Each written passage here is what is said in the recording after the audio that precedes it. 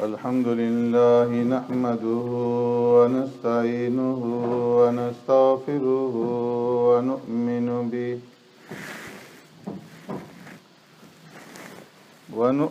به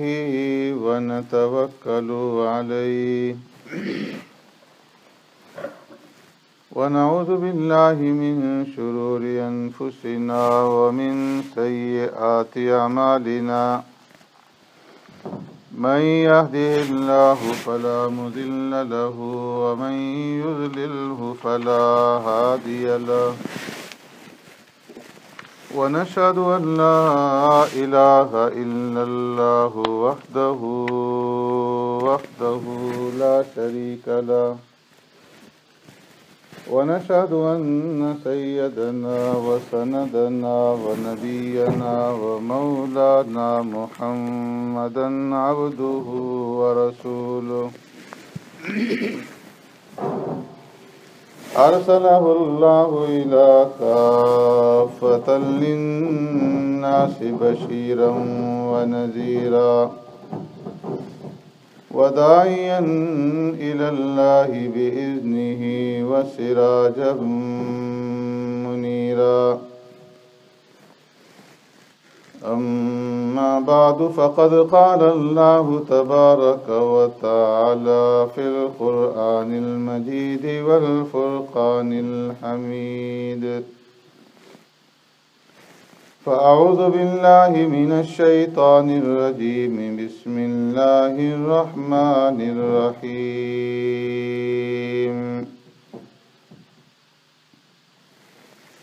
يسألونك عن الخمر والميسر قل فيهما إثم كبير ومنافع للناس وإثمهما أكبر من نفعهما ويسألونك ماذا ينفقون قل العفو كذلك يبين الله لكم الآيات لعلكم تتفكرون صدق الله مولانا العظيم يا رب صل وسلم دائما أبدا على حبيبك خير الخلق كلهم هو الحبيب الذي ترجى شفاعته لكل هول من الأهوال مقتحم يسألونك عن الخمر والميسر اے محبوب صلی اللہ علیہ وسلم یہ لوگ سوال کرتے ہیں آپ سے شراب کے بارے میں اور جوئے کے بارے میں قل فیہما اسم کبیر فرما دیجئے ان دونوں میں بہت بڑا گناہ ہے وَمَنَافِعُ لِلنَّاسِ اور چند نفع کی چیزیں بھی ہیں لوگوں کے لیے وَإِثْمُهُمَا أَكْبَرُ مِن نَفْعِهِمَا اور ان دونوں کا گناہ بہت بڑا ہے ان کے نفع سے وَيَسْأَلُونَكَ مَاذَا يُنْفِقُونَ اور سوال کرتے ہیں تجھ سے کہ کیا خرچ کریں قُلِ الْعَفْوَ فرما دیجئے جو زیادہ ہو كَذَلِكَ يُبَيِّنُ اللَّهُ لَكُمُ الْآيَاتِ یوں ہی بیان کرتا ہے اللہ تبارک و تعالیٰ تمہارے لیے آیتیں لَعَلَّكُمْ تَتَفَكَّرُونَ تاکہ تم غور و فکر کرو آمنت باللہ و بآیاتی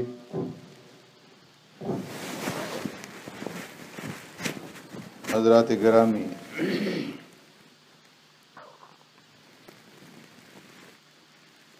اس آیت کریمہ کا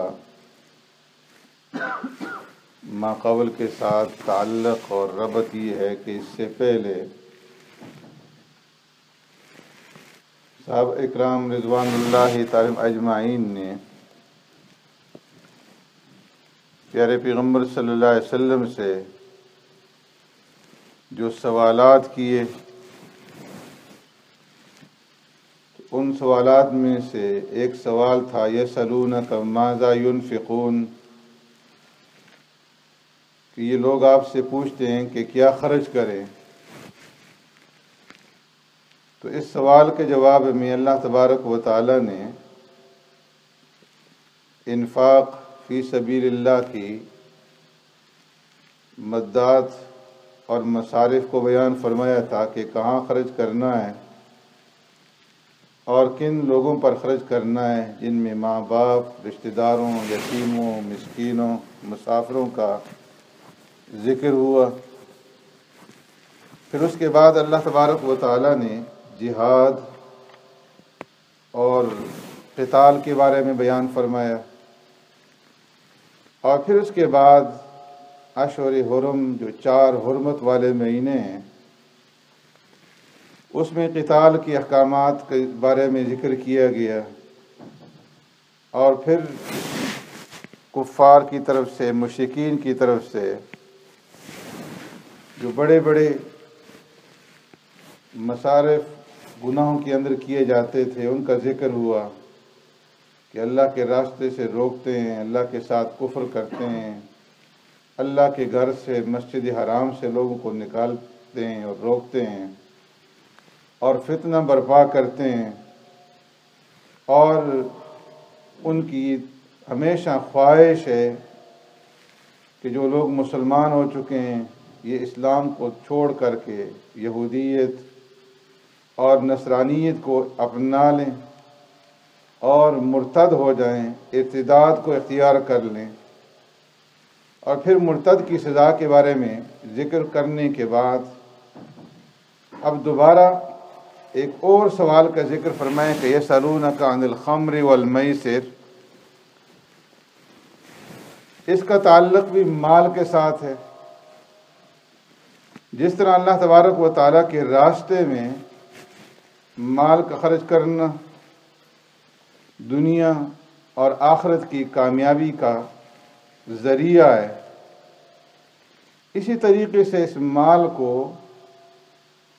شراب اور جوئے کے اوپر خرچ کرنا یہ دنیا اور آخرت کی تباہی اور بربادی کا ذریعہ ہے۔ تو فرمایا کہ یسألونک عن الخمر والمیسر، میرے محبوب یہ لوگ آپ سے شراب اور جوئے کے بارے میں سوال کرتے ہیں۔ ابتدائے اسلام میں شراب حلال تھی، اور جو لوگ اسلام قبول کرتے تھے وہ بھی شراب پیتے تھے۔ پھر اللہ تبارک و تعالی نے تدریجاً آہستہ آہستہ شراب کی حرمت کے بارے میں احکامات کو نازل فرمایا، اور 4 آیات ہیں جو اللہ تبارک و تعالی نے شراب کے بارے میں نازل فرمائی۔ پہلے اللہ تبارک و تعالی نے یہ آیت کریمہ نازل فرمائی وَمِن ثمرات النخیل والأعناب تتخذون منه سکرا ورزقا حسنا۔ اس میں اللہ نے اپنے انعامات کا ذکر فرمایا، اور ان انعامات میں سے اس بات کا ذکر تھا کہ اللہ تبارک و تعالی نے زمین سے تمہارے لیے مختلف پیداوار پیدا فرمائی ہیں، جس میں پھل ہیں، انگور ہیں، کھجور ہیں، اور ان سے لوگ اپنی نفع کی چیزیں بنا لیتے ہیں، جس میں مشروبات بھی ہیں اور جس میں رزق حسنہ، اچھا رزق بھی ہے۔ پھر اس کے بعد جب ہجرت فرما کر کے مسلمان مدینہ منورہ تشریف لے گئے تو مدینہ میں شراب خوری اور قمار بازی اور جوئے کا زیادہ رواج تھا۔ تو وہاں پر مسلمانوں کے دلوں کے اندر تفتیش پیدا ہوئی، فرمایا کہ ہر دور کے اندر، ہر زمانے میں اللہ تبارک و تعالی کچھ ایسے لوگوں کو پیدا فرما دیتے ہیں کہ وہ طبیعت کے اوپر جو طبعی تقاضے ہوتے ہیں ان کے اوپر عقل کو ترجیح دیتے ہیں۔ جس دور کے اندر مشرکین عرب میں بے شمار خامیوں اور بیماریوں کے ساتھ ساتھ ایک بہت بڑی بیماری یہ بھی تھی کہ شراب ان کے اندر عام تھی، اور ان کی گٹھی بھی شراب پڑی رہتی تھی۔ جب کوئی بچہ پیدا ہوتا تو اس کے حلق میں شراب کے قطرے ٹپکائے جاتے تھے، اور یہ بہت بڑا ان کا نشہ تھا، عیش تھا۔ حضرت انس رضی اللہ تعالیٰ عنہ فرماتے ہیں کہ شراب سے بڑھ کر کے اہل عرب کے لیے کوئی اور عیش و عشرت کی اور نشے کی چیز نہیں تھی، اور اس کو چھوڑنے کے لیے وہ کسی طرح بھی تیار نہ تھے۔ تو حضرت فاروق اعظم رضی اللہ تعالیٰ عنہ اور حضرت معاذ بن جبل رضی اللہ تعالیٰ عنہ، یہ دونوں سرکار دو عالم صلی اللہ علیہ وسلم کی خدمت میں حاضر ہوئے اور عرض کیا کہ یا رسول اللہ صلی اللہ علیہ وسلم، افتنا فی الخمر والمیسر، اے اللہ کے رسول صلی اللہ علیہ وسلم، شراب اور جوئے کے بارے میں ہمیں فتویٰ دیجیے، اس لیے کہ یہ دونوں چیزیں، شراب اور جوا، فَإِنَّهُمَا مَسْلِبَةٌ لِلْعَقْلِ، ایک تو یہ عقل کو برباد کر دیتی ہے شراب، اور اس کے ساتھ ساتھ شراب اور جوا دونوں جو چیزیں ہیں یہ انسان کے مال کو بھی برباد کر دیتی ہیں، تباہ کر دیتی ہیں۔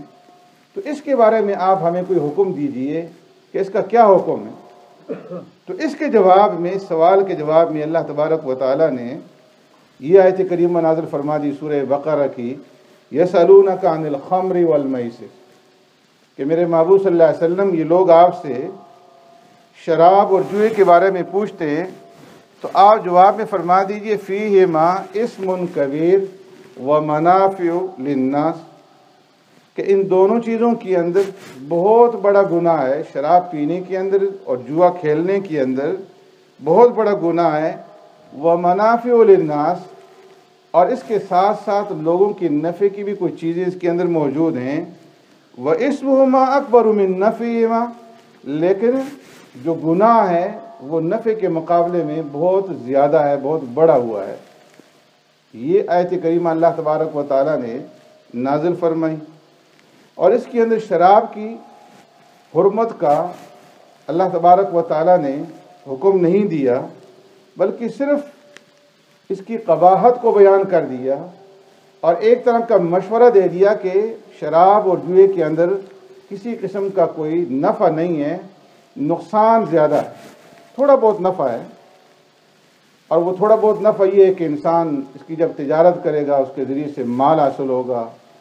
شراب پیے گا وقتی طور پر اسے سکون حاصل ہو جائے گا، اس کا ہاضمے کا نظام جو ہے وہ وقتی طور پر درست ہوگا، کھانا جلد ہاضم ہوگا، اور چہرے کی تر و تازگی اسے حاصل ہوگی، بظاہر اس کی جو قوت ہے اس کے اندر اضافہ ہوگا، لیکن یہ جتنے بھی فائدے ہیں یہ دیر پا نہیں ہیں، وقتی فائدے ہیں، اور اس کا نتیجہ جو ہے وہ پھر انتہائی خطرناک ہے۔ تو اس لیے نفع کے مقابلے میں اس کا جو نقصان ہے وہ انتہائی زیادہ اور بڑا ہوا ہے۔ تو اس آیت کریمہ کے نزول کے بعد بعض صحابہ اکرام رضوان اجمعین نے اس مشورے کو قبول کر کے شراب نوشی جو تھی وہ ترک کر دی، اور وَإِسْمُهُمَا أَكْبَرُ مِن نَفْعِهِمَا کو انہوں نے ترجیح دے دی۔ بعض حضرات پیتے رہے کہ اس میں اللہ تبارک و تعالیٰ نے کھلم کھلا شراب کی ممانعت نہیں فرمائی، بلکہ یہ کہہ دیا ہے کہ وَإِسْمُهُمَا أَكْبَرُ مِن نَفْعِهِمَا۔ تو اس لیے جو گناہ کی چیزیں ہیں جن کی وجہ سے اس کا نقصان ہے، ان اسباب کو، گناہ کی ان چیزوں کو ہم ترک کر دیں گے اور شراب پیتے رہے۔ پھر اس کے بعد حضرت عبد الرحمن ابن عوف رضی اللہ تعالیٰ عنہ نے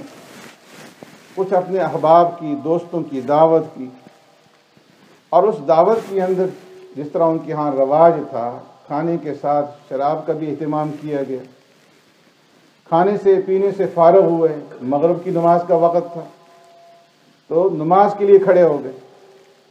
اور جو صحابی امامت کے لیے نماز پڑھانے کے لیے آگے بڑھے اور انہوں نے جب تلاوت کی تو تلاوت میں سورہ کافرون کی تلاوت کی، اور اس کے اندر انہوں نے غلطی کی، لا اعبد ما تعبدون میں لا کو جو نفی کے لیے آتا ہے اس کو ترک کر دیا، اور آخر تک اعبد ما تعبدون وانتم عابدون ما اعبد یوں تلاوت کرتے رہے، جس کا مطلب جو ہے کہ میں تمہاری خداؤں کی عبادت کرتا ہوں اور تم جو ہے میرے خدا کی عبادت کرتے ہو۔ تو اللہ تبارک و تعالی نے اس کے بعد دوسرا حکم نازل فرما دیا، یا ایھا الذین آمنوا لا تقربوا الصلاۃ وانتم سکارى حتى تعلموا ما تقولون، کہ اے ایمان والو جب تم نشے کی حالت میں ہو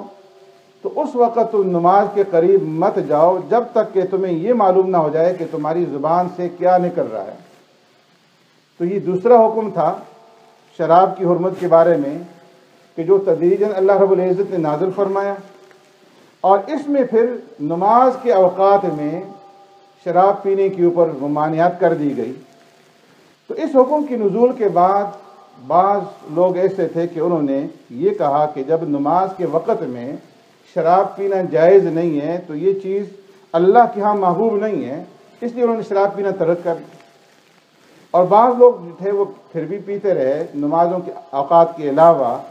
یا تو عشاء سے فارغ ہونے کے بعد پی لیتے یا فجر کے بعد پی لیتے، اور زور تک جو ہے نشہ اتر جاتا،